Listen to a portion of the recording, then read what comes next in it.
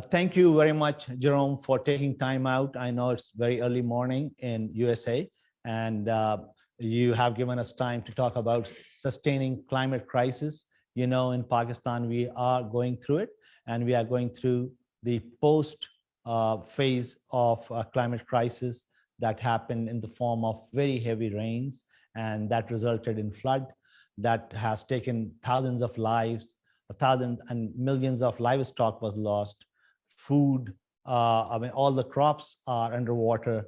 We don't have medicine, no shelter. So that's the kind of situation we are witnessing what climate-driven change can bring. And this flood was different in the sense that earlier flood were not climate-driven.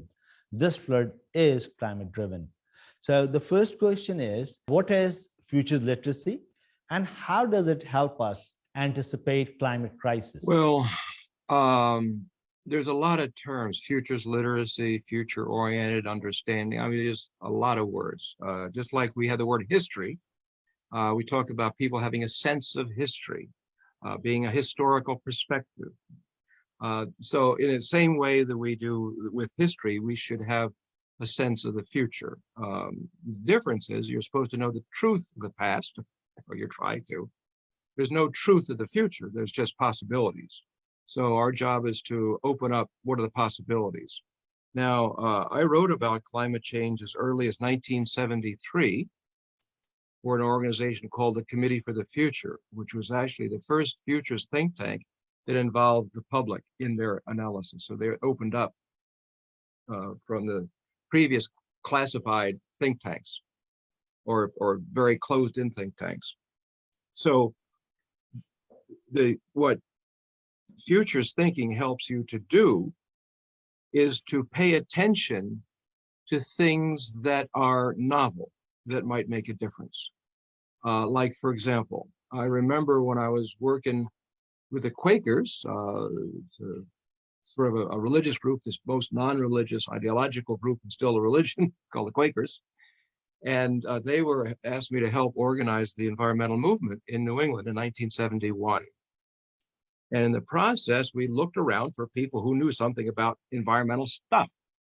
Mm-hmm. And so one guy we met with said the long-range future of the world, the Earth, is Venus.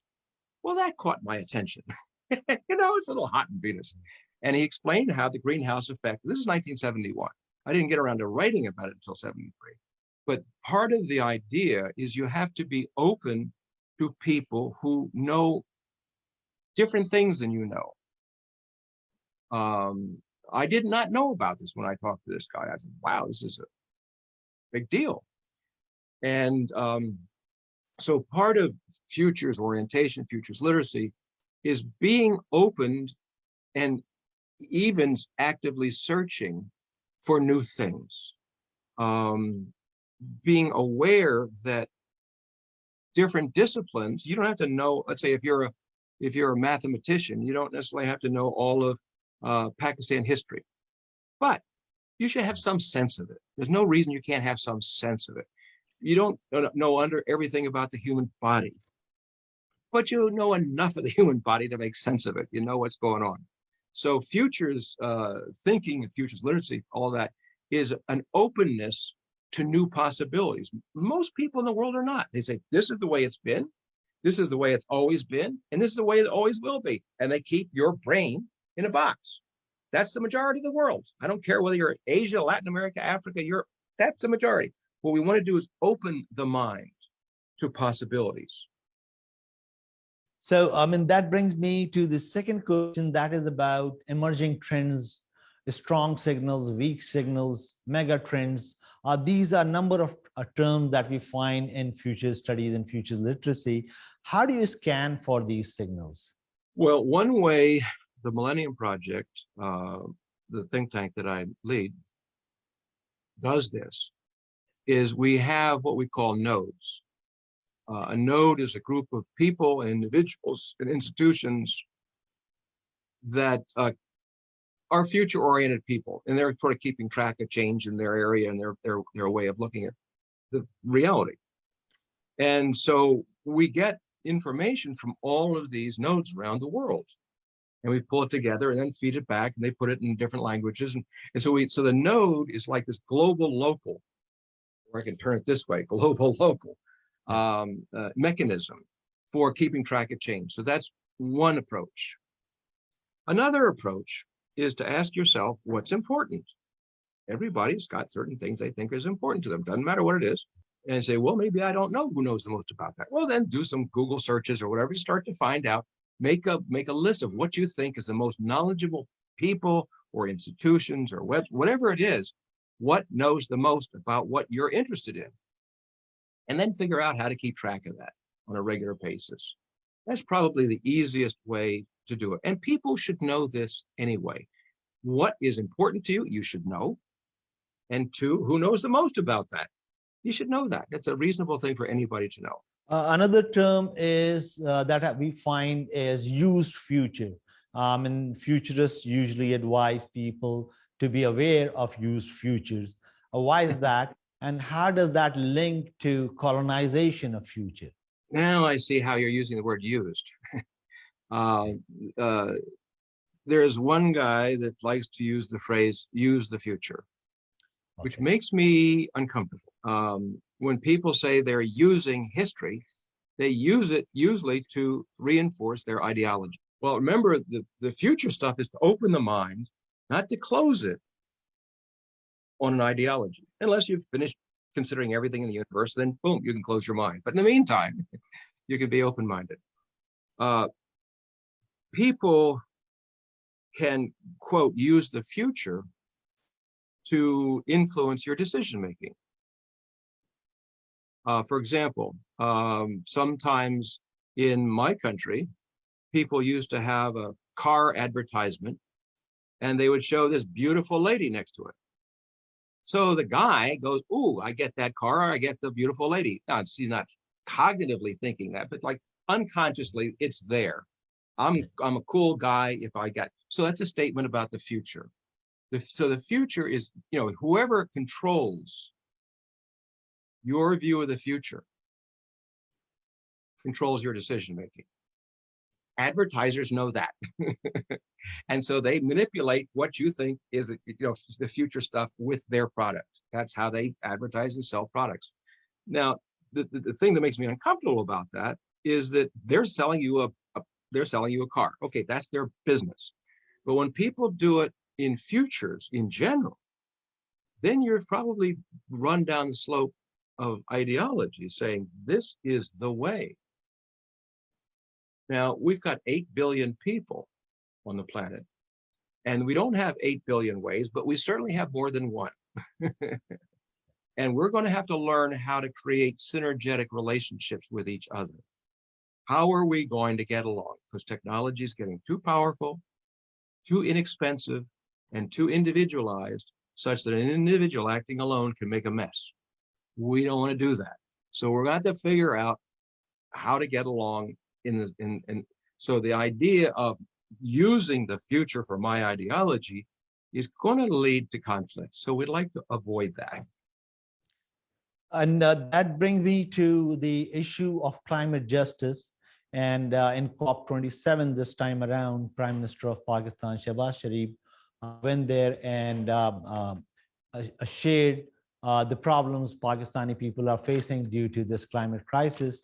And he said that it is unmanageable within the resources available to the government of Pakistan. And he says that we have lost about $16 billion worth of assets and bridges and roads and houses. And we also need another $14 billion to rehabilitate those people who are affected by it. The resolution which was passed at the end of the COP27 says that we principally agree to help out the vulnerable countries who did not have a lot of contribution in creating this climate crisis or climate-driven change, because their carbon dioxide emission was less than 1%, but they are affected badly. And in this year, we have had 2 events, one in Pakistan, another one in Nigeria. Now, the question is, when we ask for climate justice and COP27 comes up with a resolution, it still does not tell us the details who is going to participate in funding it, whether it is going to be global north, which has benefited from the progress of using different kind of energy sources, fossil energy, and that has created a lot of problem and led to climate driven change, or the emerging economies like China and India, who have not benefited as much as yet as that of global north, they should also participate in paying for it. And it leads to another issue like Pakistan. When we try to help Pakistani people or Pakistan, we need to ensure that there is economic growth, and economic growth once again will lead to more carbon dioxide emission from here.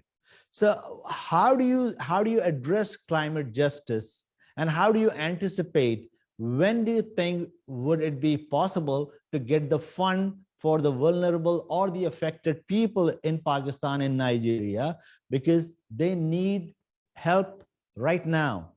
If we don't give them food now, they don't have any food. So if we feed them today, they are fed today. If we don't feed them tomorrow, they won't have any food. So there is an urgency attached to it. So I just, from your vast experience being a futurist, I would like your opinion on it. And when would you expect climate justice implemented? I think you did a very good overview. I think you should get that recording, write an article, and send it off to the New York Times op-ed piece. Really? I mean, why not? It is a good overview. All right. So I think a lot of things. One is, I think Pakistan is in a unique position to push both China and the United States into a joint program. I'm not talking about the cash at this point. I'll get to that in a second. Because they're the two largest economies, the two technologically sophisticated countries.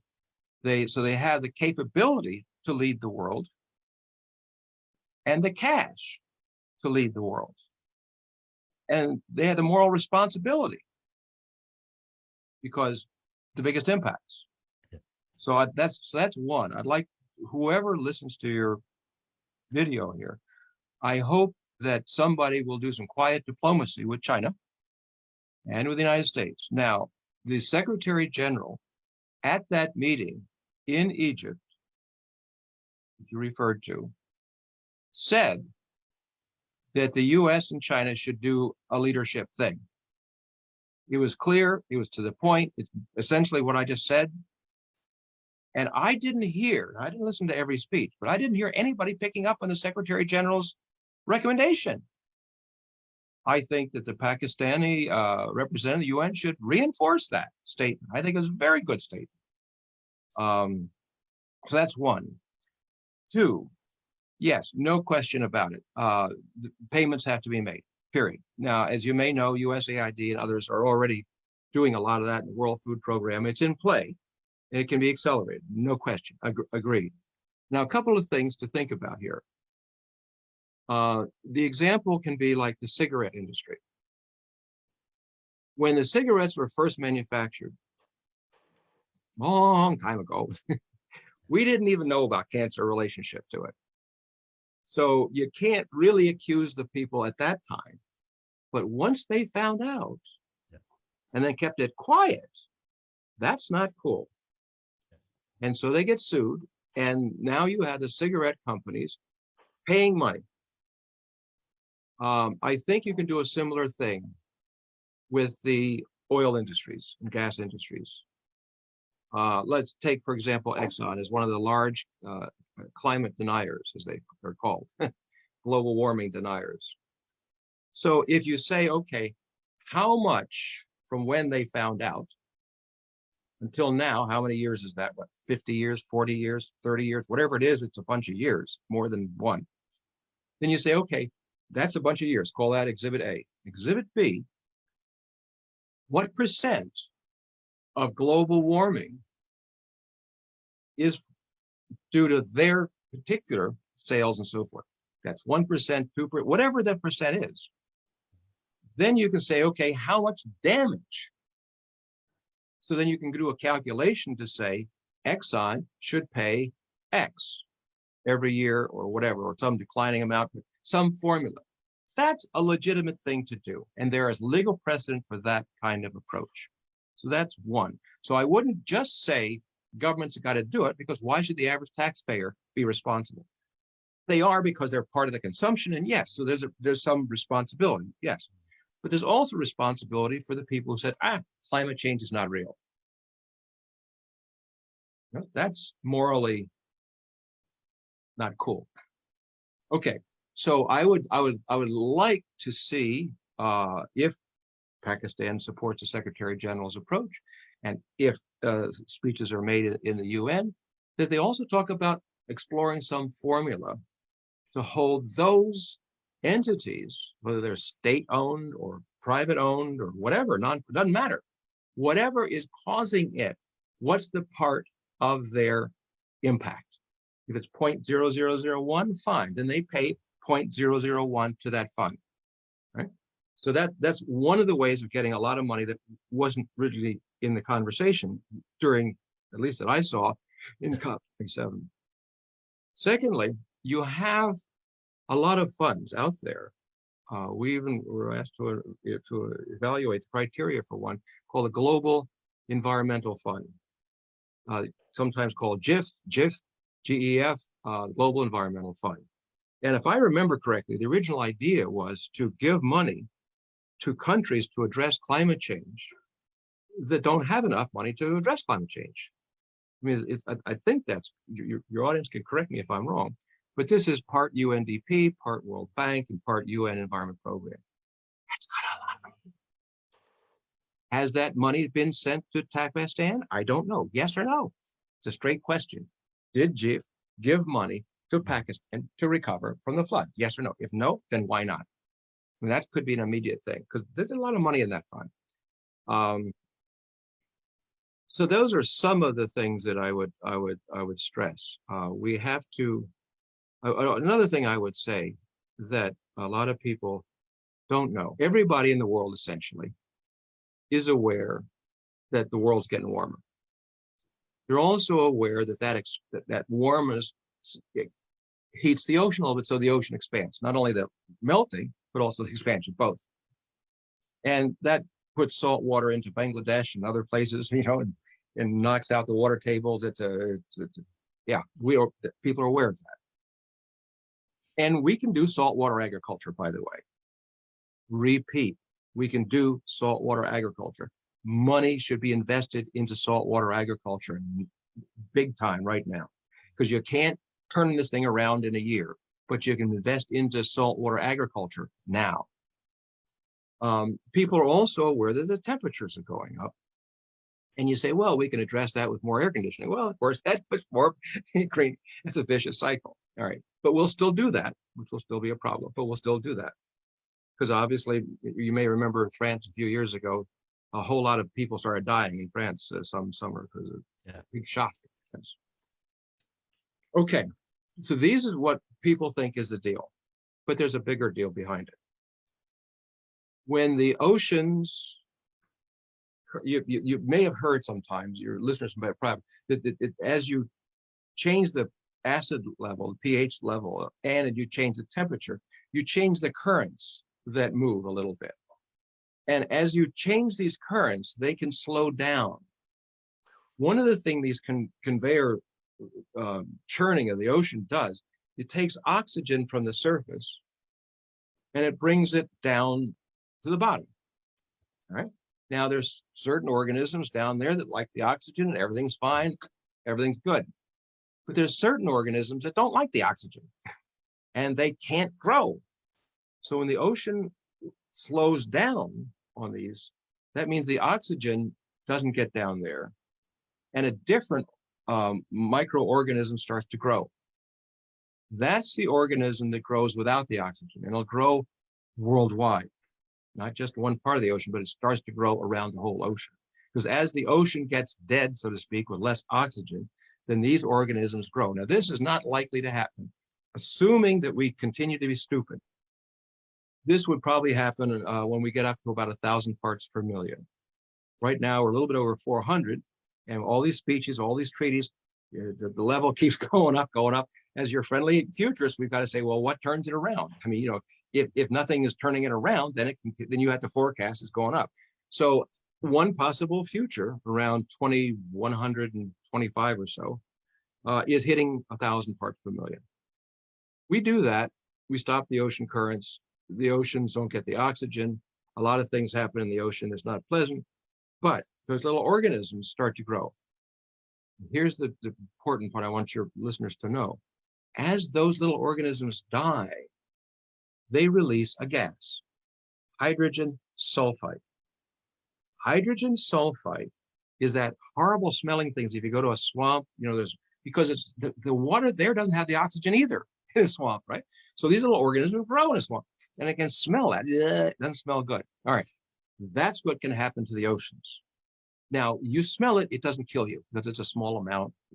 But when you have it happening on the whole Earth, that's enough to kill us all. So it's not just temperature, and it's not just sea level rise. It's also long-term species poisoning. And you don't, now, if any of your listeners want to double check this, there's a book by a guy named Peter Ward, W-A-R-D. It's called Under a Green Sky.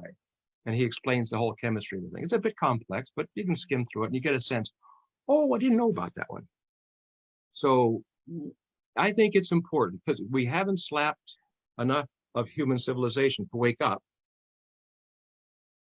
Maybe the hydrogen sulfide warning might help us wake up. We got to move much faster on this, as you know. And when I hear people say, well, we should do this or we should do that, my attitude is do it all. I don't care whether you're talking about carbon taxing. I don't care if you're talking about renewables.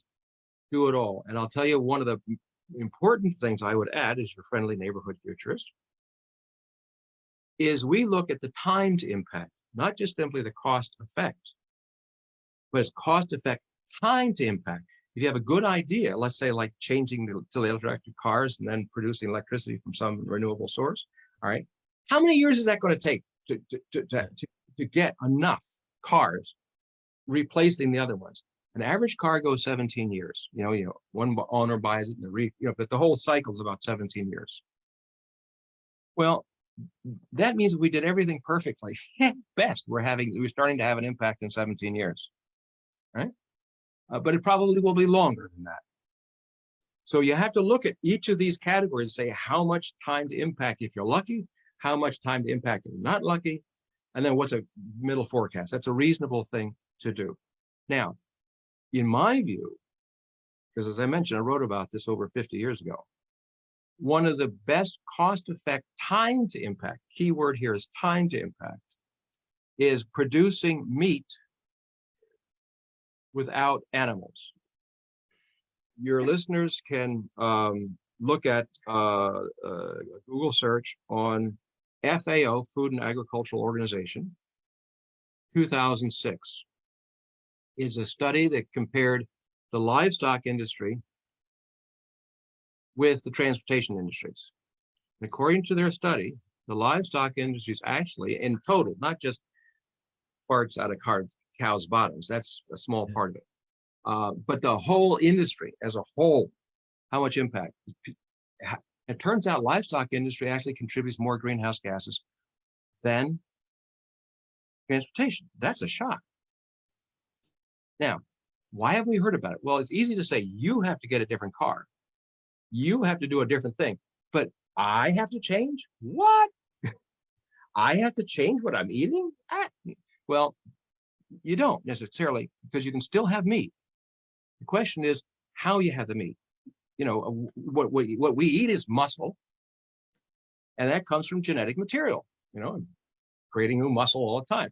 Well, you don't, any businessman will tell you, cut out the middleman and you'll make better profit. All right. So same thing, just go from genetic material to the hamburger. You don't have to have the animal in the middle, which brings up some interesting theological questions about pork. If you're going from pork cells straight to pork meat, a lot of the reasons you don't have pork are knocked out. Anyway, that's another Another discussion. So the point is that we today have the ability to do what I'm talking about now. What we don't have the ability to do is to scale up mass production, right? And that's being worked on now. And so the more people start to use, you can use a plant-based. Plant-based is still plant-based is better than nothing, but it's not as good as genetic-based. Why? Most of that water goes to agriculture. And most of that water goes to growing plants that animals eat, that we eat. So you look at that, it's a very inefficient process. Vegetable materials, now, of course, on top of it, you got to have that cow go for 5 years or whatever it is before you kill it. So you have a risk of your investment all this time. The cow can get disease and die. I mean, it's a very risky business for farmers.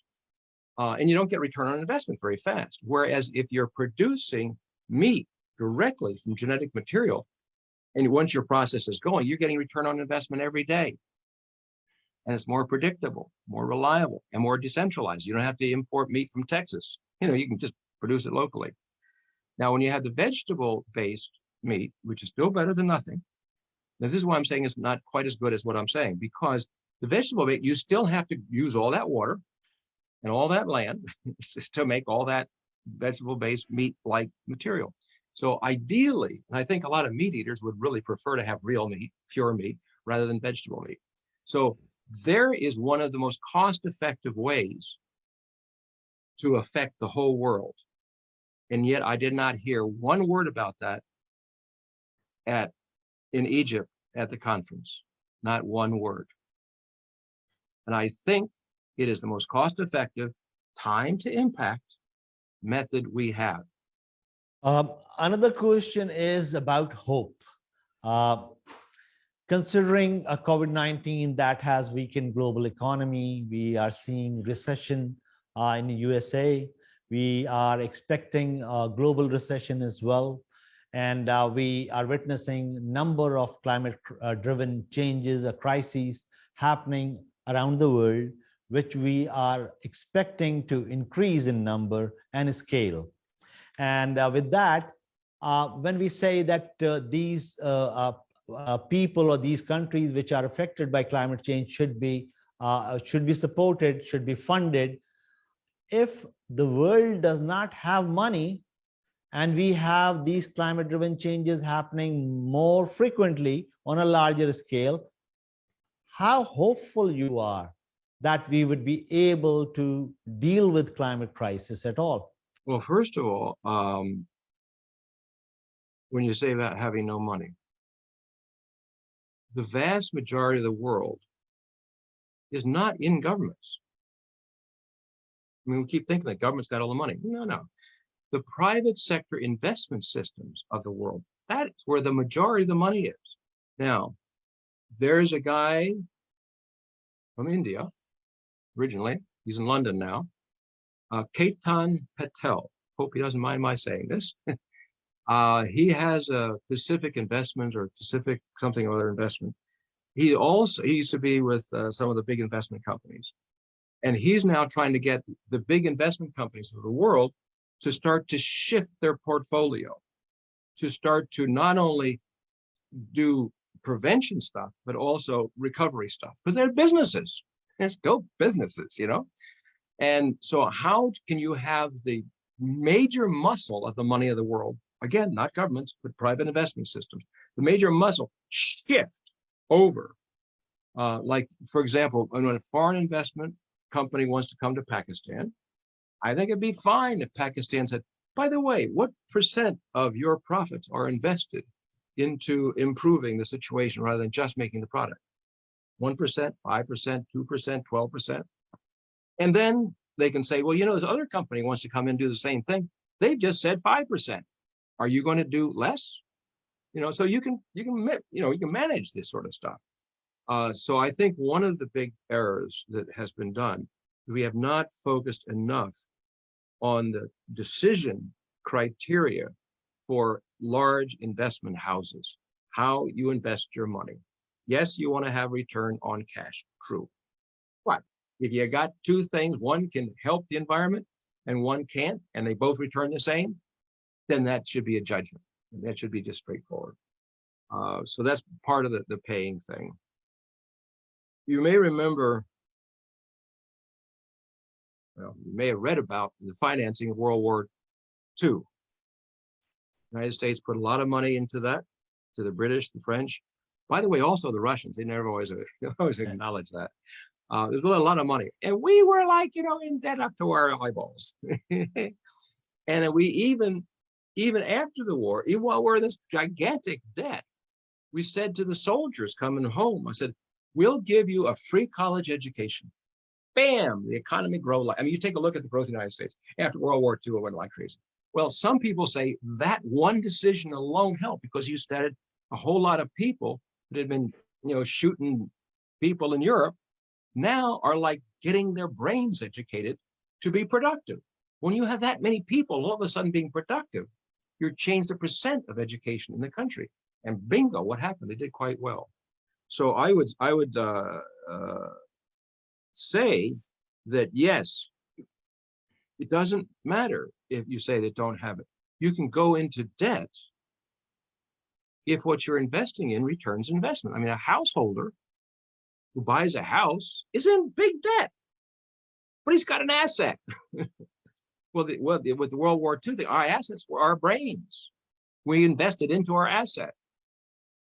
So I think that we have to be, this goes back to my very first point about the job of the futures is to open up possibilities. If we just think of financing in the same way we always have, then we'll have a consequence like we always have had. So we have to open up our mind, think with our brothers and sisters around the world. How do we address this together? Because hydrogen sulfide is hanging out there 100 years down the road. That's your deadline. You got to get this thing done seriously. And when people say, well, 2100 is so far off in the future, I won't even be alive.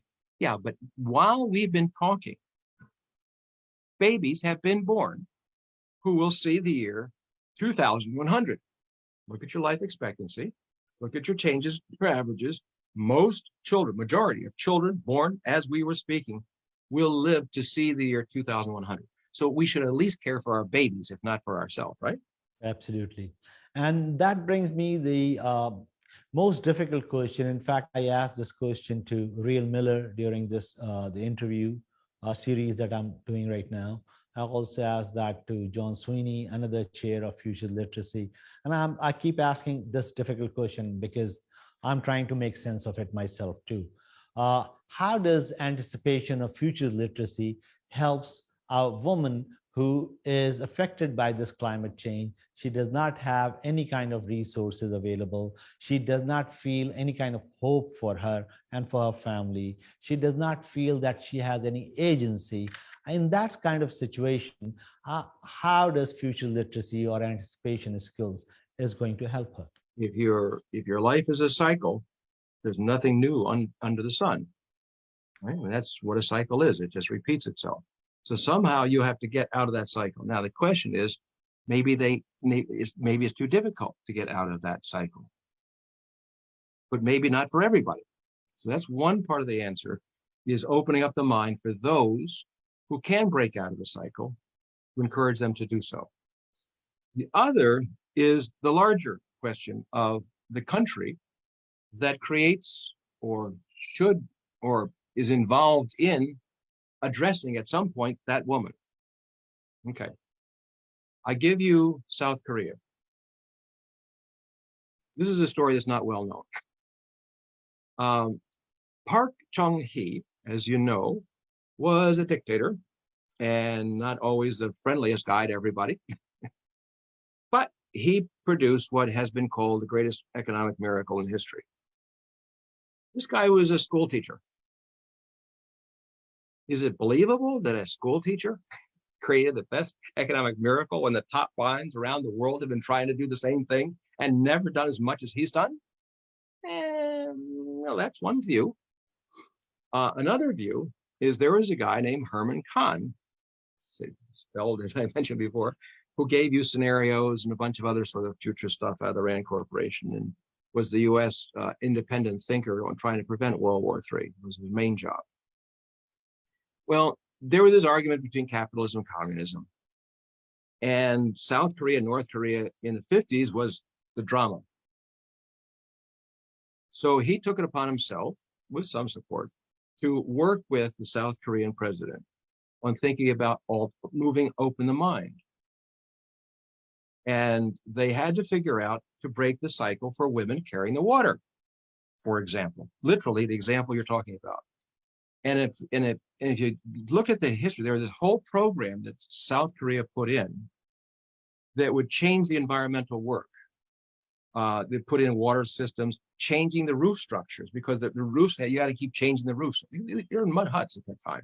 So they had to do a lot of changes, because if you don't change that cycle, the woman doesn't get out. So what is holding that cycle back? Well, the water situation.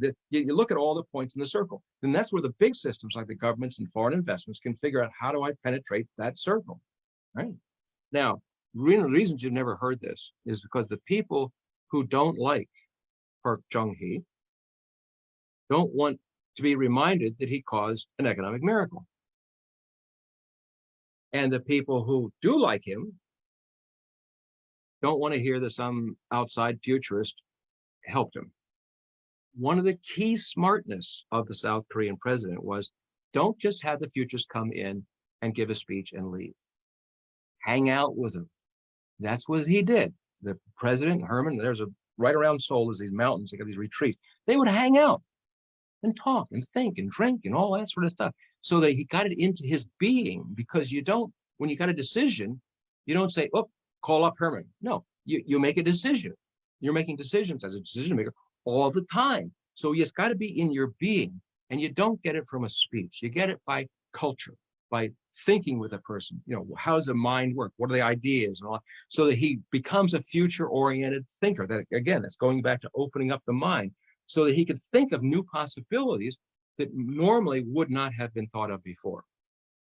So that goes back to the South Korean example. It might be interesting for some historians to take a look at that, to see how they broke that cycle. And bam, when they broke that cycle, South Korea took off, because they had to free up. Because there's as you were pointing out, the women are just totally bogged down in all day long. They don't get a chance to learn.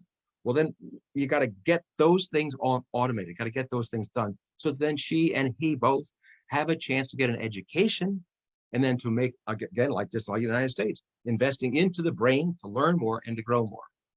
Thank you so much, Jerome. I really appreciate the talk, and I appreciate the time that you gave us.